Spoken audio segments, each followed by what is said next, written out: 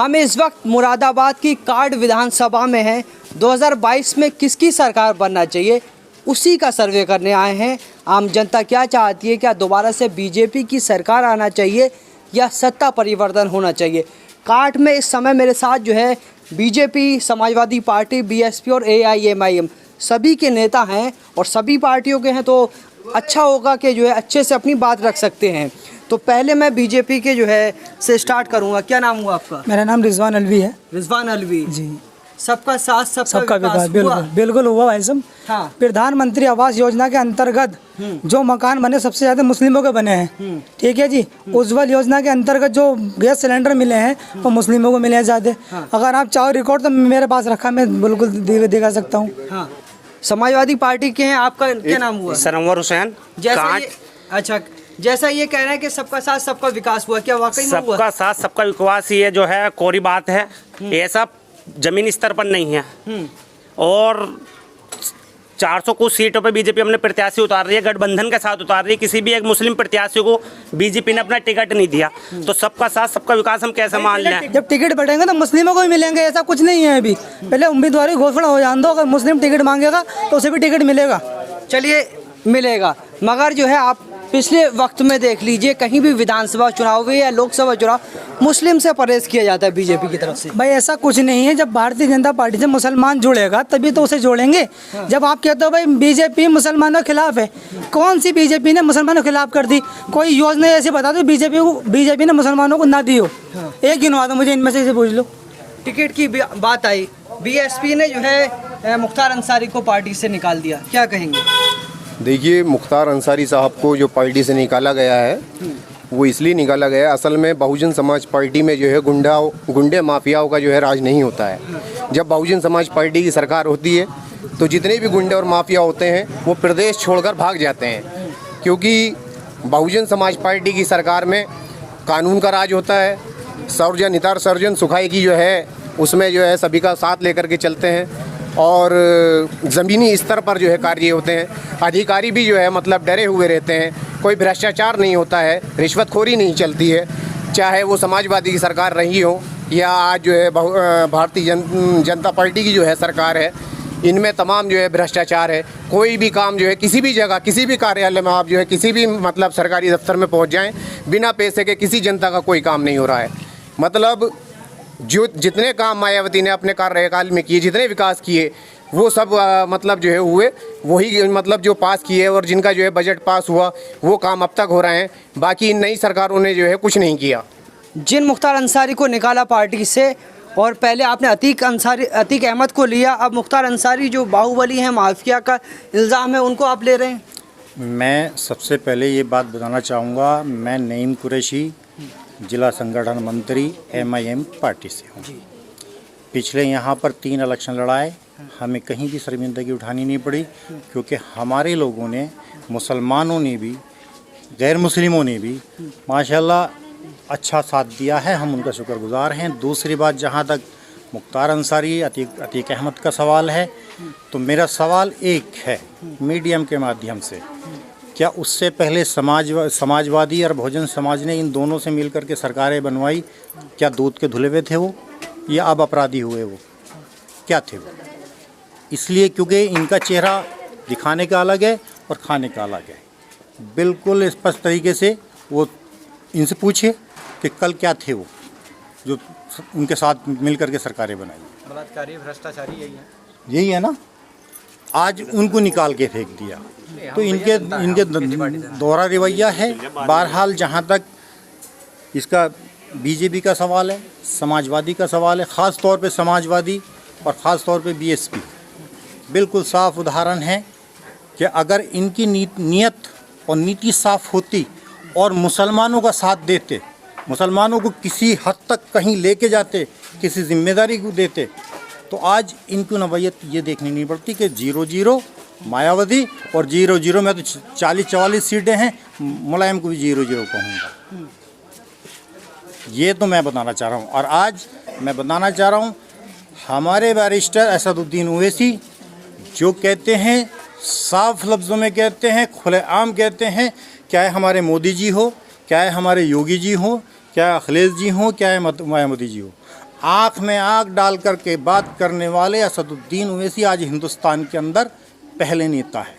बाकी सब दुम दबा के पीछे को हट के बात करते हैं। हमारा सदर ऐसी बात नहीं करता। और आज कांट विधानसभा 25 से तमाम मुसलमानों ने, तमाम लोगों ने इस बात को तय किया है कि हमारे आज तक सदर नहीं थे, हम आज सदर उनको अपना बनाएंगे और चुनेंगे, और अल्लाह ने चाहा तो ज़्यादा से ज़्यादा सीटें यहाँ से जीत करके विधानसभा जाएगी। पहले ऐसे अध्यक्ष हैं हमारे कि 30 साल से मुलायम सिंह जी और उनके बाद उनके बेटे अखिलेश यादव जी मलाई मक्खन खा रहे हैं और मुसलमानों को दे दिया झुंझुना खेलने के लिए कि लोग मलाई खा रहे हैं और मुसलमानों को झुंझुना दे दिया।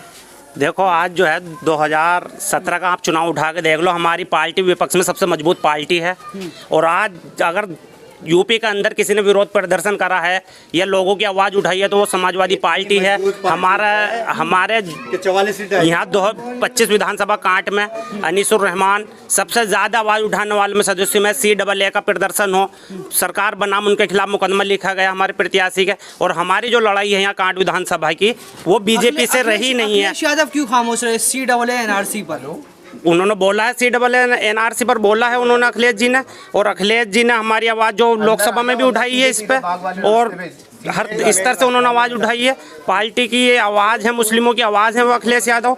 और बात रही इनके ओवैसी साहब की, ओवैसी साहब हमारे लिए चुनौती नहीं है, नुकसान पहुंचा सकते हैं, सिर्फ चुनौती नहीं है हमारे लिए। और इंशाल्लाह हमारे राष्ट्रीय अध्यक्ष जी अखिलेश जी ने 400 सीटों पे जीत का दावा किया है, इंशाल्लाह वो हम जीतेंगे। मेहनत कर रहे हैं लोग, लगे हुए हैं समाजवादी के सिपाही, जीत के देंगे इंशाल्लाह। अच्छा, सभी जो है पार्टी के लोग जो है मुस्लिम समाज से हैं, लगातार चुनाव होते हैं। मुसलमान की हालत ये है कि सच्चर कमेटी की रिपोर्ट कहती है कि मुसलमान की हालत खस्ता हाल है। चुनाव के वक्त मुसलमान याद आता है, चुनाव जब वोट लेने के बाद फिर मुसलमान क्यों भूल जाती हैं सारी पार्टियां? पहले मैं आपसे शुरू करूंगा कि आपने तो जो है एक हाथ में कुरान और एक हाथ में लैपटॉप की बात की थी। मैं आपको बताना चाहता हूँ, जो हमारी सरकार है अल्पसंख्यक आयोग, उसने अभी एक स्कीम शुरू की है। वो स्कीम ये है, जैसे कि अगर कोई मदरसा है जिसका रजिस्ट्रेशन हो गया है, मान्यता प्राप्त है, तो उसके अगर वो उसमें एक फॉर्म है वो भरेगा तो उसे मदरसा बनाने के लिए सरकार से 5 लाख रुपए की आर्थिक मदद दी जाएगी। और लैपटॉप की बात यह है, मैं अभी जब हमारी मीटिंग थी वो खुद कह रहे थे कि विधानसभा के इलेक्शन जब थोड़े पास में आएंगे तब दिए जाए। यहाँ से जो वो जाएंगे ना, उन बच्चों को मिलेगा लैपटॉप, जो मदरसे से नाम जाएंगे, जो जिनके रजिस्ट्रेशन हो मदरसे वाले उनके, उन्हें मिलेगा लैपटॉप बच्चों को। क्या काम किया है मुस्लिम समाज के लिए जो है बीजेपी सरकार ने? बीजेपी सरकार ने मुस्लिम समाज के लिए या और किसी मुस्लिम मजहब की तो बात नहीं करूंगा यहाँ, मगर किसी के लिए कोई काम नहीं हुआ है। सब लोग हाहाकार मचा हुआ है। जो सिलेंडर पहले 400 रुपये 500 रुपये में आज मिलता था, वो आज 900 रुपये के करीब आई है, 900 रुपये में मिल रहा है। गरीब लोगों की कमर की रीढ़ की हड्डी टूट गई, दोबारा से चूल्हा जलना शुरू हो गया है। एजेंसियों से फ़ोन आ रहे हैं कि भाई आप सिलेंडर क्यों नहीं भरवा रहे हैं। पेट्रोल 100+ हो गया है, लोगों की गाड़ी खड़ी हो गई है, आज लोगों पे खाने के लिए नहीं है। लोग हाहाकार मचा हुआ है, लूट मार आम हो गई है। आप देखो कानून व्यवस्था की धज्जियाँ उड़ी हुई हैं, बिजली लाइटों के बिल बढ़ गए हैं, हाहाकार मचा हुआ है चारों तरफ से। और इस सरकार को इंशाल्लाह जनता उखाड़ फेंकेगी। क्या सबका साथ सबका विकास हुआ बीजेपी की सरकार में? देखिए, सिर्फ जो है भारतीय जनता पार्टी का विकास हुआ है, बाकी सबका साथ सबका विकास नहीं हुआ है। सिर्फ भारतीय जनता पार्टी के नेताओं का विकास हुआ है, उनके बच्चों का विकास हुआ है, तमाम भ्रष्टाचार हुआ है और आम जनता तमाम परेशान है। शिक्षा के क्षेत्र में कुछ नहीं किया है, कोई यूनिवर्सिटी, कोई नया मेडिकल कॉलेज, जितनी भी जो सरकारी संपत्ति थी उनको सबको बेचा जा रहा है, चाहे वो रेलवे के क्षेत्र में हो, चाहे वो आपके जो है अंतर्राष्ट्रीय हवाई अड्डे हों, जितना भी जो है सब निजीकरण करा जा रहा है। इससे जो है आम जनता जो है बहुत परेशान है, अस्त व्यस्त है और लोग जो है बेहाल हैं, बेरोज़गार हैं। जो पढ़े लिखे लोग हैं वो बेरोज़गार घूम रहे हैं, किसी को जो है कोई नौकरी नहीं मिली है। सिर्फ भारतीय जनता पार्टी कागज़ों में काम करती है, ज़मीनी स्तर पर कोई काम नहीं है। रही बात इस बात की समाजवादी पार्टी की, मुस्लिम समाज का इस बार जो रुझान है वो बहुजन समाज पार्टी की तरफ है। समाजवादी पार्टी ने 2012 के विधानसभा चुनाव में जो अखिलेश यादव को वोट दिया था वो इसलिए दिया था क्योंकि अखिलेश यादव ने यूपी के अंदर मुसलमानों को 18% आरक्षण देने का वादा किया था। मुसलमानों ने तमाम जो है क्या वो 18% रिजर्वेशन 18% रिजर्वेशन। अब देखो हमारा जो घोषणा पत्र आएगा, अब उसमें राष्ट्रीय अध्यक्ष हमारे क्या 2012 वाला 5 साल चले गए। अब 5 साल बीजेपी की सरकार आई है, 2017 में पब्लिक ने हमें 5 साल सरकार चलाई आपने, 5 साल आप कहें कि अगली बार अगली उस बेस पर आई, लोगों ने आम जनता ने वोट दिया, तो फिर क्या आगे देंगे? 2017 में जो हमने हमारे जो वादे कम हुए हैं, वादे पूरे नहीं हो पाए या अधूरे रह गए हैं, वादे हमने तो पूरे करने की हर तरफ से कोशिश करी है। जो वादे अधूरे रह गए उसको हमने खमियाजा भुगता। 2017 में हमारे 15 लाख का जुमला कह दिया, ऐसी आपका जुमला हो गया? नहीं, हमारा जुमला क्यों होगा? हम 2022 में ये 10 वादे किए थे, 10 वादे किए, 9 पूरे करे, क्यों नहीं किया? क्या मुसलमान नहीं, इंसान नहीं है? क्यों नहीं किया? आप जवाब दे। 10 साल सरकार चला गए, क्या किया आपने यूपी में? आपने कितने भी क्षेत्र में काम कराया, आपने कहीं भी काम कराया, सड़कें बनवाई, ये किया वो किया, रोजगार दिया, लैपटॉप दिए, बच्चों को पढ़ाया, लेकिन क्यों क्या किया? 18% कहाँ गया? आपकी सरकार खत्म हो गई। 18% रिजर्वेशन कहाँ गया? 18% रिजर्वेशन इंशाल्लाह देखो, अगर राष्ट्रीय अध्यक्ष भी अगर हमारी सरकार आती है तो हम समाजवादी पार्टी में सिर्फ झूठ का पुलिंदा है। सारी जो है पार्टी झूठ का पुलिंदा जो है लिए फिर रही है। मुसलमानों के लिए कुछ नहीं किया है, सिर्फ सफ़ेद झूठ बोलते हैं। मुसलमानों को जो है झांसे में रखा जाता है। कोई 18% आरक्षण नहीं, कुछ नहीं। रही बात MIM की, असदुद्दीन ओवैसी जहाँ भी जाते हैं वहाँ मुसलमानों का जो है बेड़ा गलत करके आते हैं। MIM में कुछ नहीं है। MIM भारतीय जनता पार्टी की बी टीम है। MIM को वोट देने का मतलब है कि आप जो है इनडायरेक्ट बीजेपी को वोट कर रहे हैं। इनडायरेक्ट वोट मत कीजिए, आप डायरेक्ट बीजेपी को वोट कर दीजिए, कम से कम एहसान तो रहेगा आपका भारतीय जनता पार्टी पे। डायरेक्ट वोट कर दीजिए, इनडायरेक्ट मत कीजिए। आपको तो लगता है, आरोप लगता है आप बिहार हरवा दिया, बंगाल में आपकी मैं बता रहा हूँ। सपा ने BSP ने CA के खिलाफ क्यों आवाज नहीं उठाई, ये बता दो हमें। अगर तुम वाकई मुसलमान हो या वाकई देशभक्ति तुम्हारे अंदर है तो क्यों आवाज नहीं उठाई? बी पार्टी तो तुम्हारे दिल से पता चल रही है कि तुम बी पार्टी हो। मैं ये हो गया गुलाम निभा की गुलाम। मैं ये लैपटॉप और एक रिक्शा लेके जिंदगी भर रिक्शा चलाओ, बैटरी वाला रिक्शा। मैं ये बताना चाह रहा हूँ, देखो हमारी सरकार ने जो गरीबों को देखा था, आज हमारे ऊपर आरोप लग रहा है। हमने जो पब्लिक आदमी को खींच रहा था उसको हमारी सरकार ने सोचा। मायावती की सरकार रही है, उससे पहले बीजेपी की किसी ने इस तरफ को ध्यान नहीं दिया। हमने आदमी को बैटरी ई रिक्शा दिया। उनको जो कमजोर लोग थे उनको जो है हमने समाजवादी पार्टी ने मुसलमान को सिर्फ मजदूर बनाने का काम किया है। मैं आपको एक क्लियर बात करना चाहता हूँ, ये मेरी जो है मीडिया के माध्यम से जो है मतलब पूरे यूपी में आवाज़ जाएगी। भाई अखिलेश यादव ने क्या किया?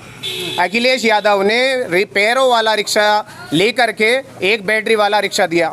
सिर्फ रिक्शा ही तो दिया, आरक्षण क्यों नहीं दिया? अगर आप जो है आरक्षण जो है मुसलमानों को देते तो मुसलमान के बच्चा जो है नौकरी पे होता, हर विभाग में होता, हर क्षेत्र में होता। वो रिक्शे क्यों लेगा? वो भीख क्यों मांगेगा? उसको भीख नहीं चाहिए, खैरात नहीं चाहिए रिक्शे की। वो तो जो है 4 पहियों गाड़ी हर सब कुछ खरीदने की हिम्मत रखेगा अगर उसको जो है नौकरी मिलेगी। आप आरक्षण देते क्यों? जो है आपने झूठ का पुलिंदा जो है किया। मुसलमान समाजवादी के साथ नहीं है, MIM के साथ नहीं है। मुसलमान का जो रुझान है वो इस बार जो है बहन कुमारी मायावती जी की तरफ है, बहुजन समाज पार्टी की तरफ है। क्योंकि इस पार्टी में जो है सबको जो है साथ लेकर के चला जाता है। सर्वजन हिताय सर्वजन सुखाय की बात होती है और कोई भ्रष्टाचार नहीं होता है। जो वादे किए जाते हैं वो पूरे किए जाते हैं।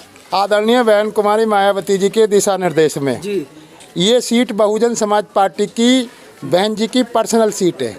यहाँ 10 साल तक लगातार बहुजन समाज पार्टी से श्री रिजवान अहमद खां MLA रहे हैं। आज वो दुनिया में नहीं है। उन्होंने प्रत्येक मुसलमान का, जाटव का, सैनी का, बिश्नोई का, ब्राह्मण का, सबका काम किया।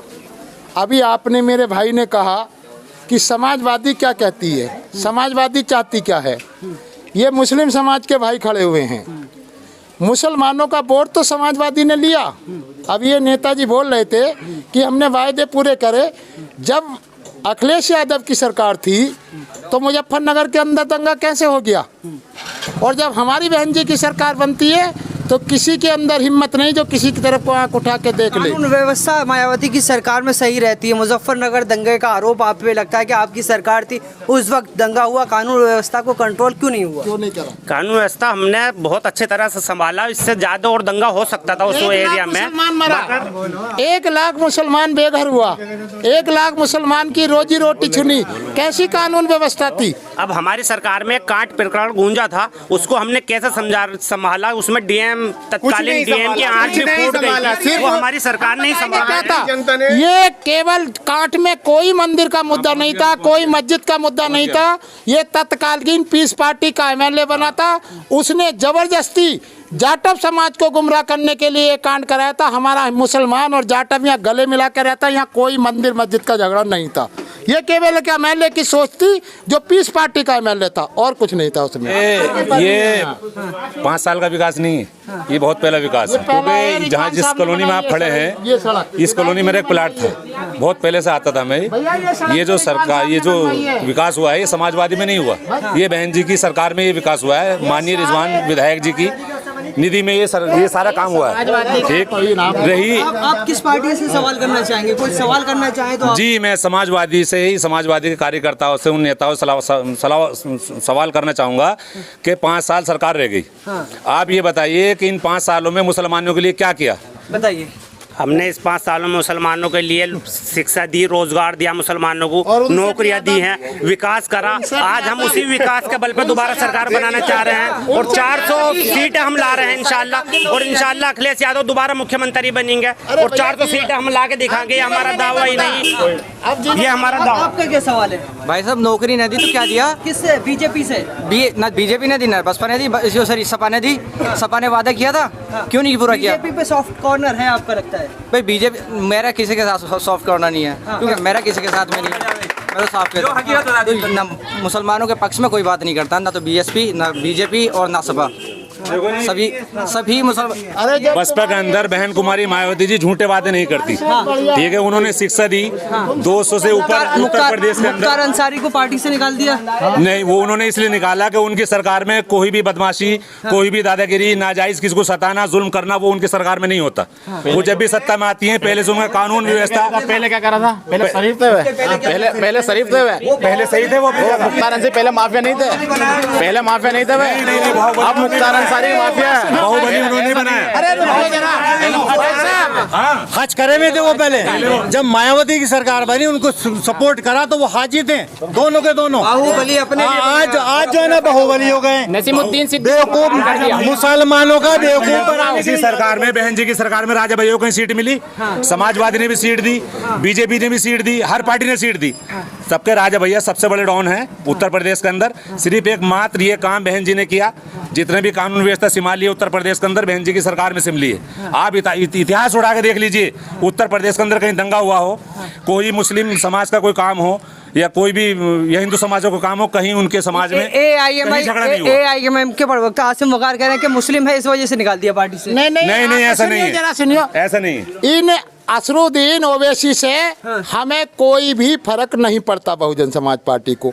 वो स्वयं लड़े या अकेले लड़े, वो जितना भी, सुनिए आप सुनिए, बीच में मत बोलिए, शांत रहिए जरा। उनसे हम ये चाह रहे हैं असरुद्दीन ओवैसी जी 403 की 3 सीटों पे मुस्लिम प्रत्याशी उतारे, लेकिन दूसरी तरफ तो हमें कोई नुकसान, बहुजन समाज पार्टी को फायदा है।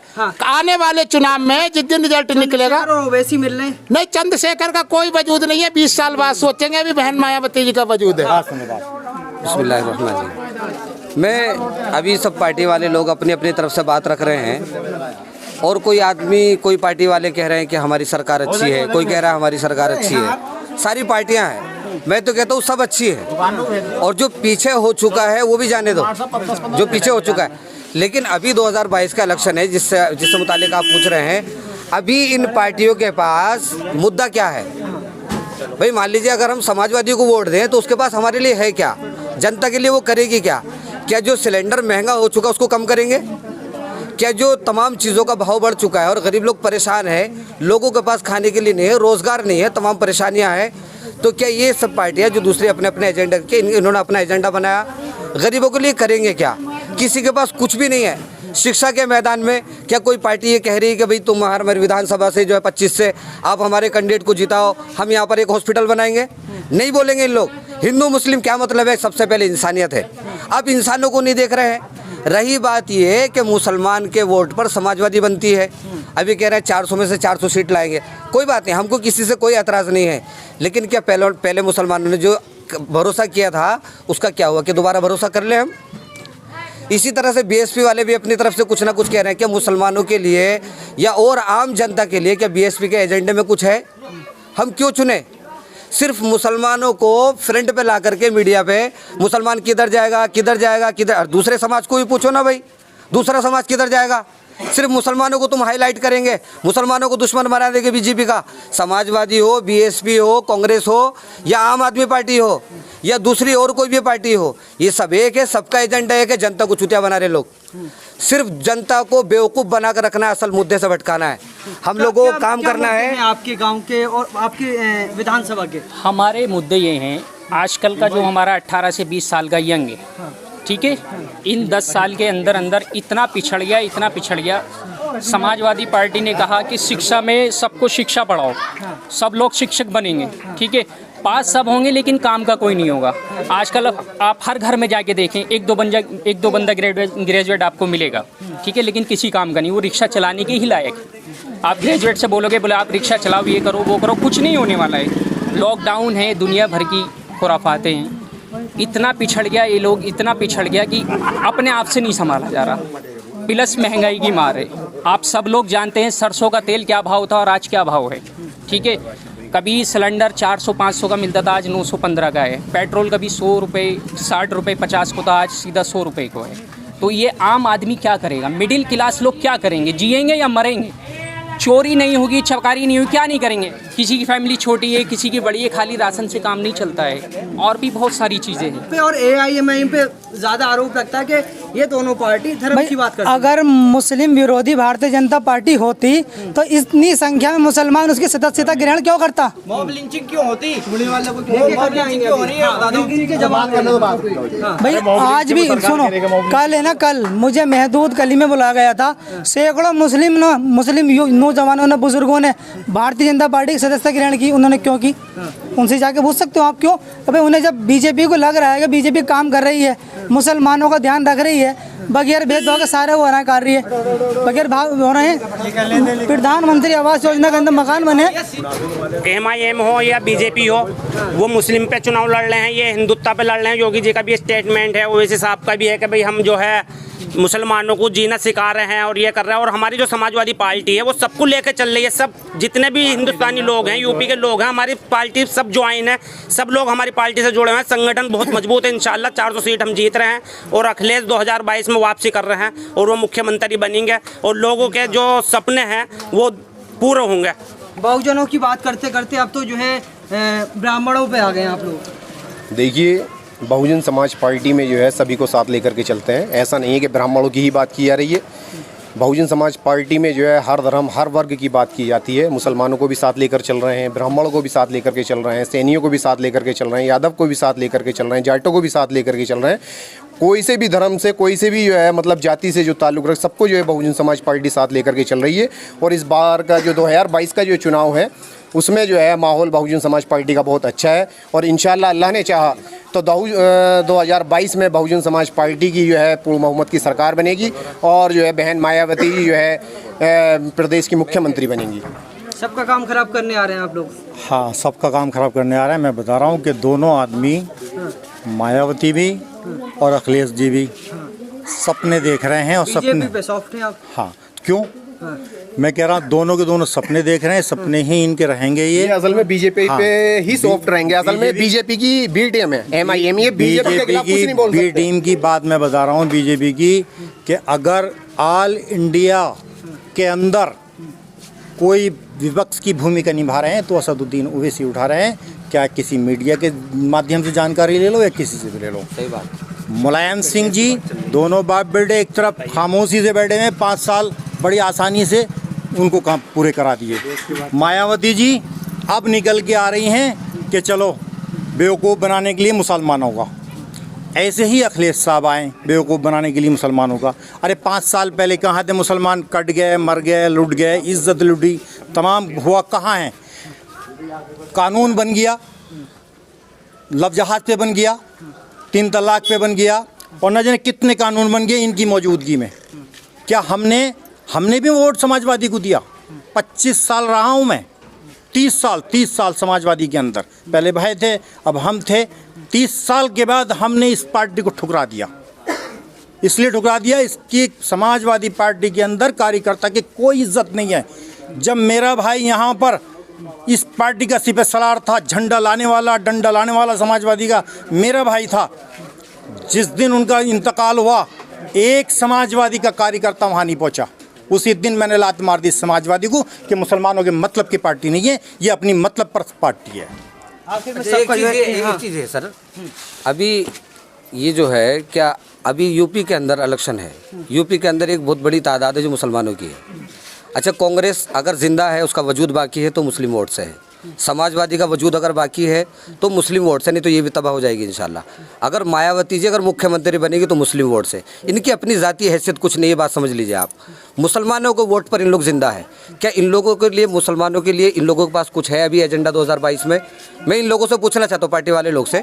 मैं किसी पार्टी से खास ना मैं को कार्यकर्ता हूँ और ना मुझे कोई इन लोगों से ज़्यादा कुछ लेना देना है, लेकिन मैं मुल्क के अंदर, यूपी के अंदर खास तौर पे जो बुरा हाल देख रहा हूँ नौजवानों का, बुजुर्गों का और तमाम सारी चीज़ों का, तो मैं उसके लिए मैं इन लोगों से मालूम करना चाहता हूँ कि है क्या इनके पास। मुसलमानों का वोट चाहिए, एक मिनट, मुसलमानों का वोट अगर चाहिए तो क्या मुसलमानों को कुछ है कि भाई अगर हमारी सरकार बनेगी तो भाई ये मॉब लिंचिंग के कानून, इस पे हम लोग कानून बनाएंगे। अच्छा एक मिनट सुन लीजिए, एक मिनट।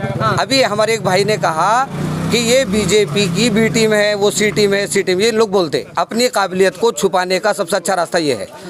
भाई दुनिया भर में मुसलमानों पर जुल्म हो रहा है, यूपी के अंदर मॉब लिंचिंग हो रही है, दुनिया भर की तकलीफें दी जा रही है, तुम लोग खामोश है। बी टीम तुम्हें क्या हमें? बी टीम कौन है? तुम। ये सारे के सारे लोग सरेंडर हो चुके हैं।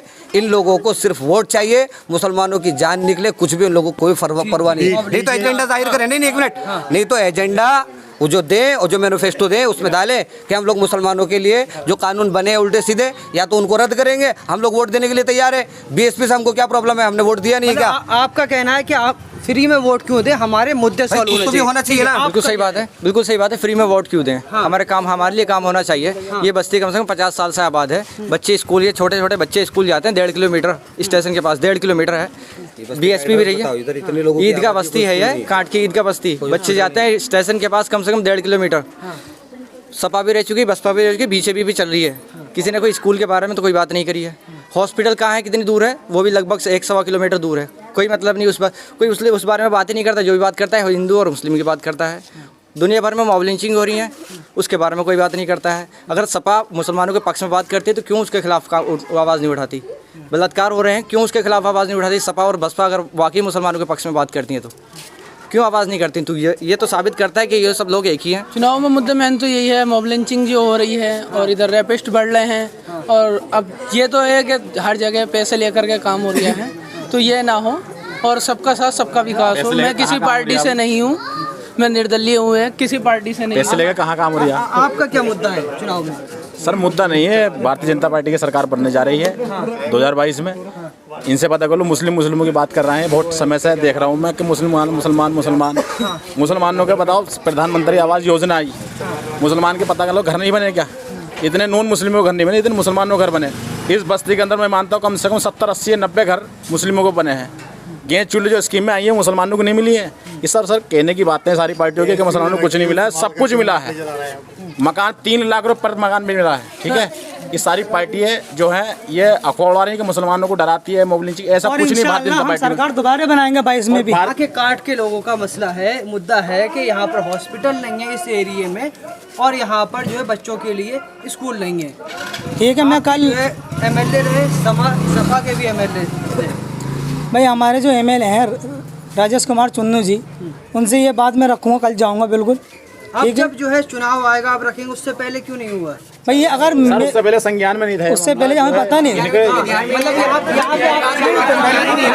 विकास के बारे में तो ध्यान ही नहीं है ना। करप्शन बढ़ाना है, रामदेव की कंपनी को बढ़ाना है, ठीक है। मॉब लिंचिंग बढ़ानी है, मंदिर बनानी है। स्कूल के और हॉस्पिटल के बारे में तो सोचना ही नहीं ना, संज्ञान में रखना ही नहीं है। क्या मतलब है स्कूल से और एजुकेशन से? लोग एजुकेट होंगे, सवाल करेंगे। आजकल तो एजुकेशन सेंटर भी यानी कॉलेजेस भी ऐसे बन गए, फेक यूनिवर्सिटी, फेक डिग्री आप आसानी से प्राप्त कर सकते हैं। 2014 के बाद 2010 के बाद ऐसी यूनिवर्सिटी ओपन हुई है जिसमें आप फेक डिग्री पिछले बैक साइड से ले सकते हैं। सुने यहाँ के लोगों का मुद्दा है। इन भाई साहब ने बताया कि सड़कों की हालत ख़राब है, यहाँ पर स्कूल नहीं है, यहाँ पर हॉस्पिटल हॉस्पिटल सामने से। अब आप कह रहे हैं ये सड़क ये सड़क कच्ची थी, यार रास्ता भी नहीं था। हमारे ही चेयरमैन ने हमारे ही चेयरमैन ने इस सड़क को बनवाया। स्वच्छता अभियान की बात 4 साल से सो रहे हैं, क्या हो रहा वो? एक मिनट, आप मेरी एक मिनट है, क्या लिख के देंगे? क्या लिख के देंगे कैंडिडेट तुम्हारा? आप एक मिनट, आप सुनिए मेरी बात, एक मिनट आप मेरी बात सुनिए। भाई साहब सुनिए, आइए इधर एक मिनट। भाई साहब आप एक मिनट अपना कैमरा लाइए। भाई साहब कैमरा लाइए एक मिनट। लेडीज है, अगर यहाँ गड्ढे में गिर जाए तो क्या होगा उसका? ये सारी एप्लीकेशन हमारी, ठीक है, तहसील दिवस में हमने सब दी। आगे आप जाके देखिए पीछे इतना पानी भरा रहता, इतने मच्छर रहते, क्या विकास है ये? 4-5 साल का ये विकास हो रहा है। ये देखिए सारे प्रूफ है हमारे पास, ठीक है। जय साहब के और उसको किस को नहीं दिया हमने। अगर ये चेयरमैनी में रखा है ना, ठेठ गांव में भजाया जावे। चेयरमैनी में रहने का हक नहीं है, मतलब कुछ खंबे गाड़ने को तैयार नहीं है। नहीं है, एप्लीकेशन दी गई है चेयरमैनी के हिसाब से। एसडीएम को भी वो कहता है एस्टीमेट बनेगा। एक मिनट, हम उस कैंडिडेट को चुनना चाहते हैं जो हमारी कांट का विकास करे, हमारी नई जनरेशन के लिए अच्छा फ्यूचर बनाए, अच्छा फ्यूचर लेके आए, बच्चों के लिए अच्छे स्कूल हो, कुछ नहीं है। बच्चों के लिए अच्छे गवर्नमेंट स्कूल बने, गवर्नमेंट हॉस्पिटल हो, एक लाइब्रेरी भी यहाँ होनी चाहिए। बच्चे ऐसे हैं जो बुक्स नहीं ले पाते हैं, एक गवर्नमेंट लाइब्रेरी होगी, बाकायदा उनको बुक्स दी जाएगी, जो हर जगह फैसिलिटी होती है वो हमारे कांट में भी होनी चाहिए। मैं भाई साहब बताना चाहता हूँ, ये सड़क रिजवान खां जी के टाइम पे बनी है। ये रिजवान खां जी के टाइम में वो बनी है, जो यहाँ के पूर्व विधायक, ठीक है भाईजान। अब जो मेन जिम्मेदारी होती है वो होती है यहाँ के वार्ड मेंबर की। वार्ड मेंबर है यहाँ का एहसान अलवी। जिम्मेदारी किसकी? एहसान मेंबर की। उससे कहियो जब उसके यहाँ निवास है, उस वाली गली में उनका वह निवास, जब यहाँ के मेंबर, तो जिम्मेदारी किसकी होती है? मेंबर की होती है कि भाई मेरे वार्ड में क्या समस्या है, ठीक है जी। ये सब बगने की बात है, मेंबर हो या कोई भी, कोई दूध का नहीं धुला हुआ। समाजवादी सरकार में डिग्री कॉलेज लाए हम। आखिरी सवाल है, अगर आपकी सरकार आएगी क्या होगा? क्या जो है लोगों को विकास देंगे, क्या काम करेंगे? लोगों को शिक्षा देंगे, विकास देंगे, लोगों के सपने पूरे होंगे और प्रदेश हमारा उत्तम प्रदेश बनेगा अखिलेश जी के नेतृत्व में। देंगे 18% रिजर्वेशन पर अमल करेंगे और ये देंगे, लागू करेंगे जल्द से जल्दी से इंशाल्लाह। और अभी हमने जो है 5 साल रहे हैं यहाँ कांट विधानसभा को हमने डिग्री कॉलेज दिया है। फायर ऐलान करवा दो कि 18% पहले दिया था उन्होंने, अब कितना देंगे ये ऐलान करवा दो। आपकी पार्टी अगर सरकार बनेगी क्या जो है विकास होगा? देखिए, बहुजन समाज पार्टी की जो है इंशाल्लाह 2022 में सरकार बनने जा रही है और जो है प्रदेश की जनता का जो झुकाव है वो इस बार जो है बहुजन समाज पार्टी की तरफ है और जो है विकास के मुद्दे पे चुनाव लड़ा जाएगा, ना कि धर्म के नाम पर चुनाव लड़ा जाएगा। बहुजन समाज पार्टी विकास के मुद्दे पे चुनाव लड़ेगी और जो है सभी को जो है रोजगार दिया जाएगा, सरकारी जो है संस्थानों में जो है नौकरियाँ दी जाएंगी, सड़कें बनवाई जाएंगी, शौचालय बनवाए जाएंगे, अस्पताल बनवाए जाएंगे और जो है गवर्नमेंट कॉलेज खोले जाएंगे, मेडिकल कॉलेज खोले जाएंगे, यूनिवर्सिटी खोली जाएंगी। हर जो है वर्ग में, हर क्षेत्र में जो है काम किया जाएगा और जो है सभी के लिए। क्या मैनिफेस्टो होगा? हमारा मैनिफेस्टो सबसे पहली बात तो मैं ये बताना चाह रहा हूँ कि इन्होंने हम पर इल्ज़ाम लगाया, समाजवादी बहुजन समाज ने, कि हम बीजेपी की बी टीम हैं। तो मैं ये कहना चाह रहा हूँ कि हमारे असदुद्दीन ओवैसी जो सदर हैं, उन्होंने खुलेआम ऐलान किया है कि आओ मिलकर के सब इलेक्शन लड़ें और बीजेपी को हराएं। क्यों साथ नहीं ले रहे? ये जनता आपको वोट क्यों दे? ये जनता आपको वोट क्यों दे, ये बताएं आप। जनता इसलिए वोट देगी कि हमारे असदुद्दीन ओवैसी साहब ईमानदार और सच्चे आदमी हैं और ईमानदारी की बात करते हैं। इनका क्या फायदा होगा? इनका फायदा ये होगा, जो अब तक इनका काम नहीं हुआ, हमारा कैंडिडेट जीतने के बाद काम हर हाल में होगा। कौन से काम होंगे? जो तालीम का पहला मुद्दा हमारा है, सड़कों का भी परेशानी है और इस पर भी जो गैस की बातचीत चल रही है, इंशाल्लाह इस पे भी पूरा, क्योंकि वहाँ पर मायावती के विधायक बोलते हैं, सुनिए मायावती की विधानसभा में बोलते हैं आदमी, मुलायम सिंह के भी बोलते हैं, राहुल के भी बोलते हैं, बीजेपी के भी बोलते हैं, हमारा तो नहीं बोलता। जिस दिन हमारा बोलना शुरू हो गया उस दिन उत्तर प्रदेश का विकास होगा, मुसलमानों का विकास होगा, गैर मुस्लिमों का विकास होगा।